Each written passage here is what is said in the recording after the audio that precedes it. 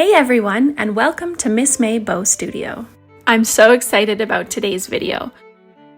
We're doing a super fun sublimation collab. I have a very special guest joining me, Cricut Time.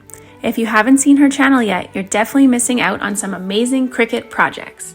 Let's get started and see how our special project collab turns out.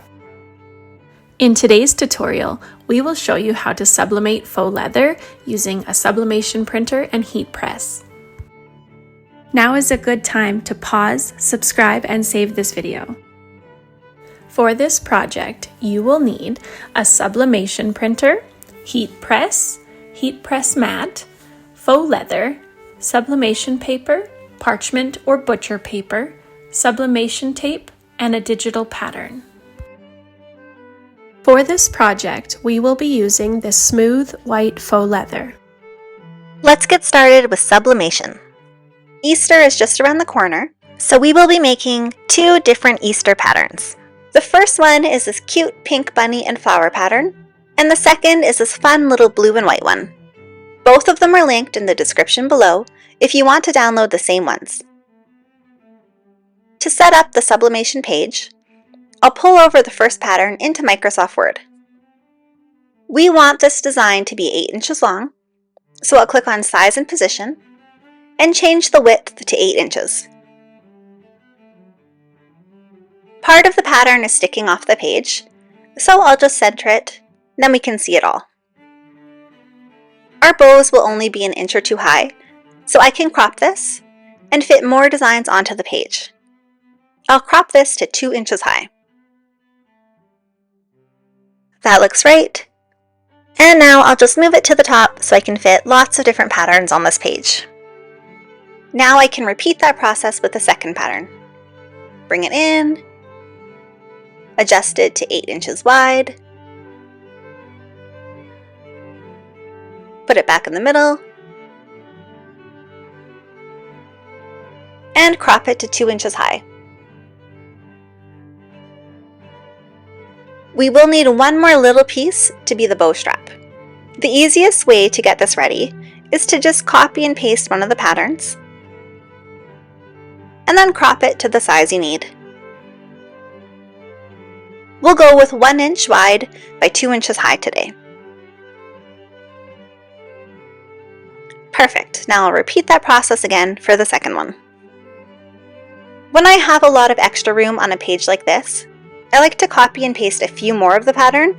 That way I have them if I want to make a few extra in the future. One thing to remember when doing sublimation is that your design will get printed onto the leather backwards. With these patterns, that doesn't really matter, but if you have any writing, make sure that you flip your designs before you print them, so they don't end up backwards on your final product. This is ready, so now I can print it. For the settings, change your paper type to premium matte paper, and if it doesn't do it automatically, change the quality to best. Let the ink dry on the sublimation paper for a minute before handling it so you don't smudge any of the ink.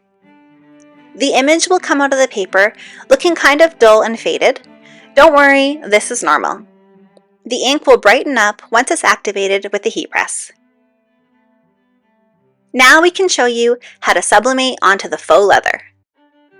Let's start out by cutting the strips into their sections, either with a paper cutter or scissors. This doesn't have to be precise. It's okay if there's a bit of blank paper around the edges. Next, we can cut out a piece of faux leather the same size as the pattern. We did a few trial and errors and found that this works best on smooth white faux leather without any texture to it. Before sublimation, remove any loose fibers where the sublimation pattern print will go. You can use a lint roller or remove them by hand. Now we are ready for the heat press.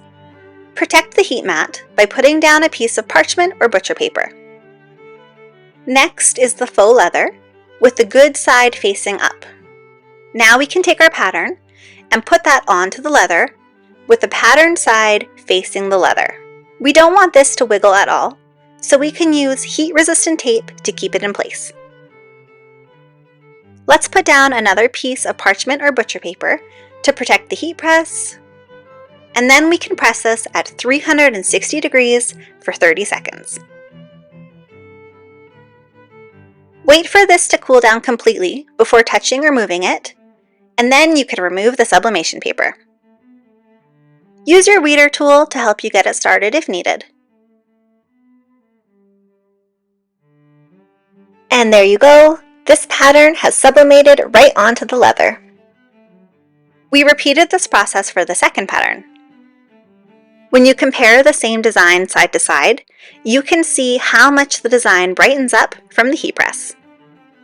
Thanks for watching. We hope our video inspires you to get started sublimating faux leather.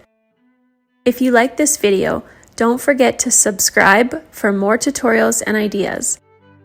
Be sure to check out Cricut Time. Now we'll open up the comments for any questions or future project collabs you would like to see.